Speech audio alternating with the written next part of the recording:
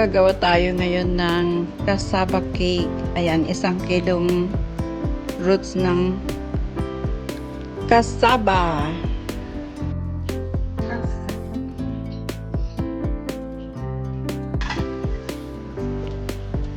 Binalatan ko lahat yung yung kamoting kahoy. Ayan. Ganyan ako magbalat. Pero pag pag yung fresh yung kamote, mabilis lang siyang balatan. Yan, nabili ko lang, nakita ko lang sa palengke kasi umuulan. Kaya siguro sila, kaya maraming kamoting kahoy sa palengke ngayon. Pero ang mahal ng gulay, grabe.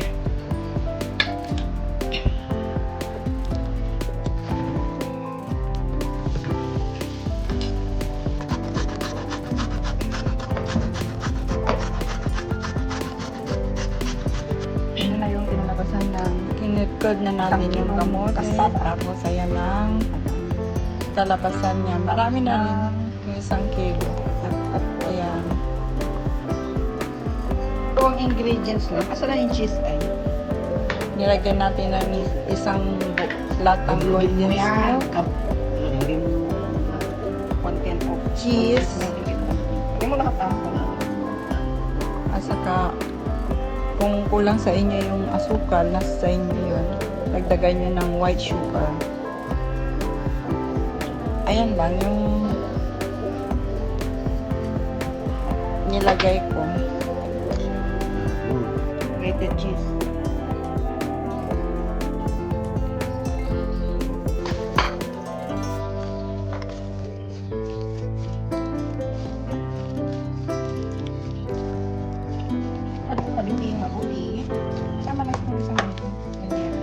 Halu-haluin lang ng halu-haluin hanggang ma-absorb na lahat yung yung cheese at saka condensed milk.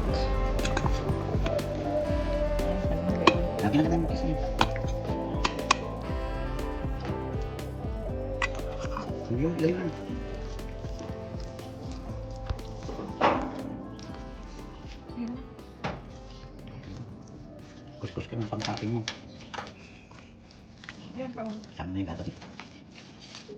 Maraming cheese. Wala.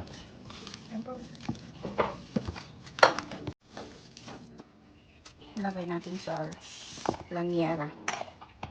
Parang cake.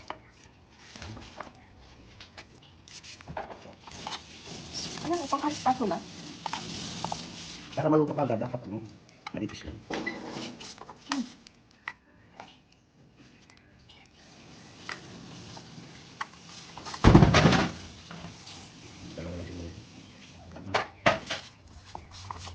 Malalim.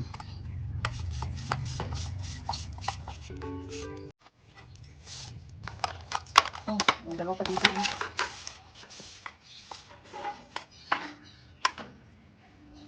Ano nga? Hindi kasi.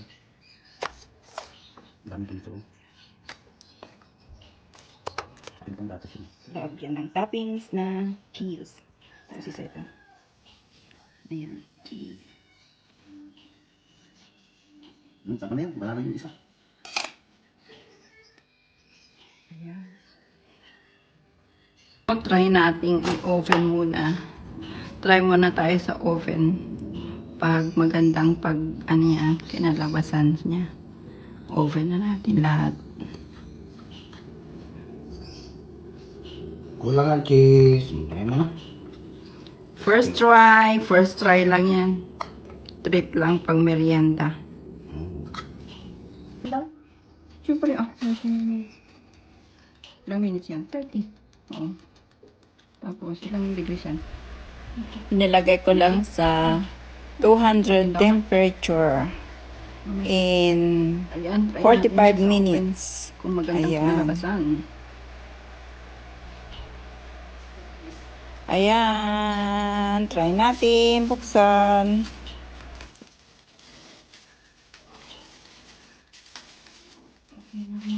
Try natin.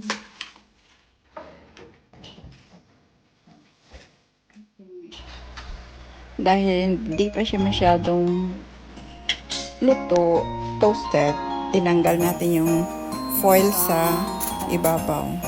Try natin yung steam natin. Ayan naman yung isa, Natin yung tubig. steam natin, try natin steam. Dahil kumukulo na siya, lagyan na natin yung steam natin.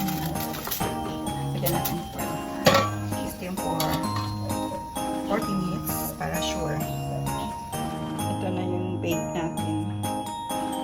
Ito siya, tignan natin kung okay siya.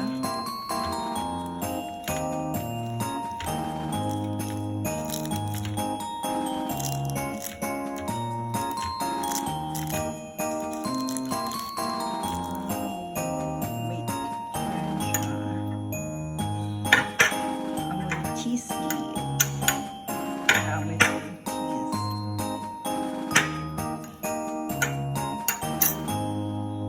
Init pa.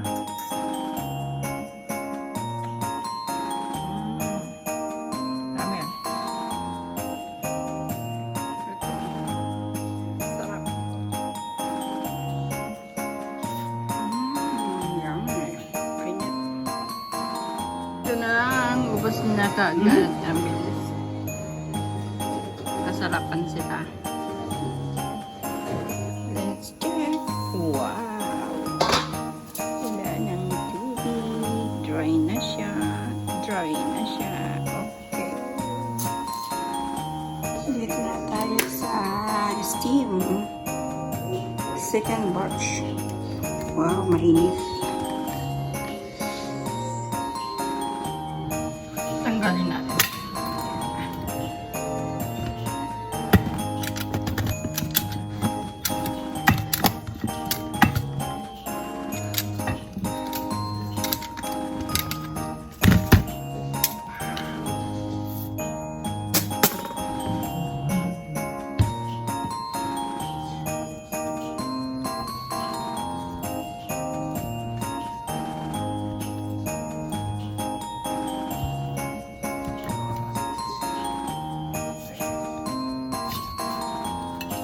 Wow.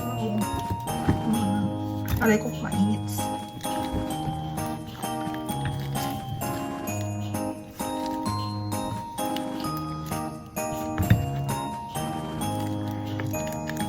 Ayun yung texture niya.